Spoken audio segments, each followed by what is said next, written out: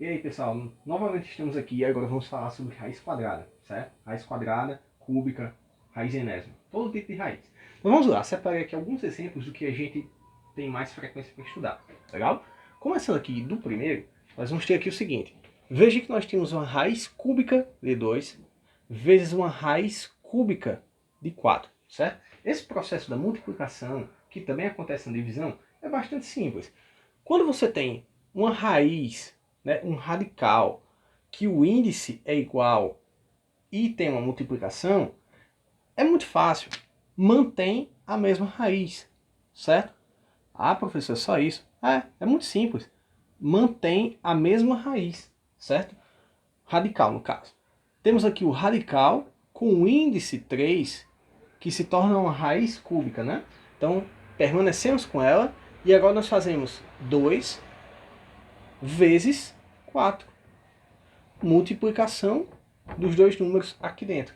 Muito fácil. Isso aqui é uma raiz cúbica, 2 vezes 4, de 8. Raiz cúbica de 8. 2 vezes 2, 4. 4 vezes 2, 8. Então a raiz cúbica de 8 é 2. Ok? Muito simples. Vamos agora para o próximo passo.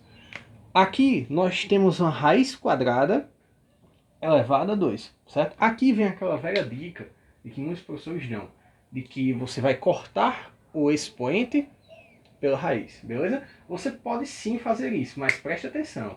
Você só pode fazer isso quando o índice da raiz for igual ao expoente da potência, beleza? Se for diferente, não faça, ok? Você não vai poder fazer. Então aqui, ó, claro que nós podemos cortar o expoente pela raiz. Mas o que é que esse expoente significa? Significa que isso aqui é uma raiz de 3, raiz quadrada de 3, vezes uma raiz quadrada de 3, certo? Aqui nós já lembramos desse passo. E por lembrar desse passo, nós vamos aplicá-lo. É uma raiz com índices iguais, 2 e 2. Então vamos fazer aqui uma raiz quadrada de 3 vezes 3. Raiz quadrada de 3 vezes 3 é uma raiz quadrada de 9. Raiz quadrada de 9 é 3. Beleza? Isso é bastante simples. E aí remete-se mais a uma coisa. Cortando o expoente pela raiz, quando o índice for igual ao expoente, resta apenas o resultado, que também é 3. Beleza? Então é muito fácil. Você pode perceber isso aqui. É sempre lembrar dessas dicas. Não de macete. Lembrar dessas dicas que são as próprias propriedades. Belezinha? Eu vou explicar isso melhor. Vamos aqui para um novo exemplo. Nós temos aqui menos raiz quadrada de 2 vezes raiz quadrada de 8. Professor, esse sinal negativo vai significar o quê? Esse sinal negativo significa que o resultado da raiz de 2 vai ser negativo. Não é porque o sinal está fora que não vamos aplicar. O sinal negativo ele só vai implicar dentro da raiz como não existente quando eu estiver dentro e o índice for par. Ok? Lembre-se disso. Então, ó, esse sinal negativo aqui ele vai fazer uma multiplicação pelo próximo sinal. Da mesma forma quando a gente aprende lá no 7º ano aquelas multiplicações simples. Mais com menos com mais. Ok? Então vamos lá. Menos com mais, né, o famoso um jogo de sinal. Menos com mais vai dar negativo. Da mesma forma. E aqui nós vamos ter uma multiplicação de raízes que os índices são iguais. Então a gente já lembra desse passo, né? Então vamos manter a raiz, fazer aqui, ó, 2 vezes 8. 2 vezes 8, você em casa que está fazendo a conta de cabeça, dá igual a quanto? Isso aqui, ó, o menos. E agora, raiz de 16, beleza? Ok, feito isso, nós vamos vir para cá. O menos permanece. E agora, quem é a raiz quadrada de 16?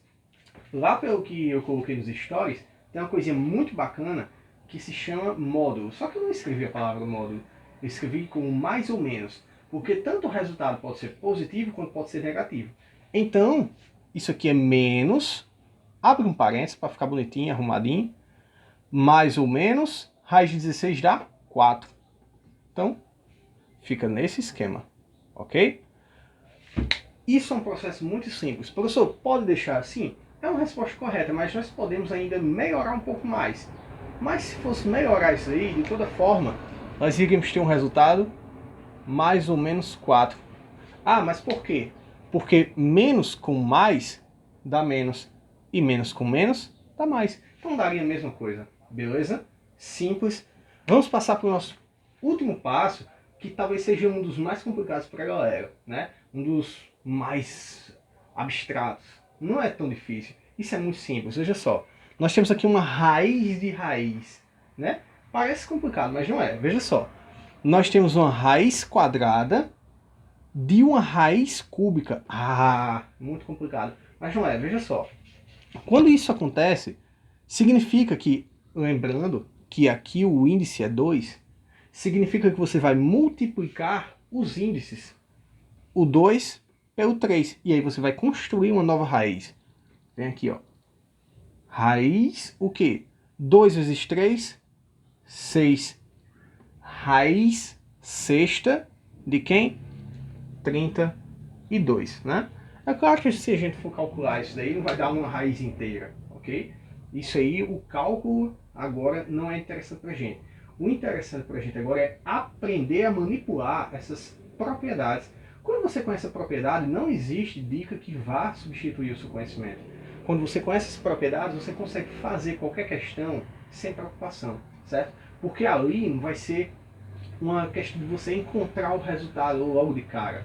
Você tem que saber o processo. Quando você não sabe o processo, você não sabe o final, ok? Então, nós temos aqui essas várias propriedades que você vai aplicar no exercício que eu vou deixar no Google Classroom. Pode conferir que vai estar aí na atividade, belezinha? Então, valeu, galera. Bons estudos.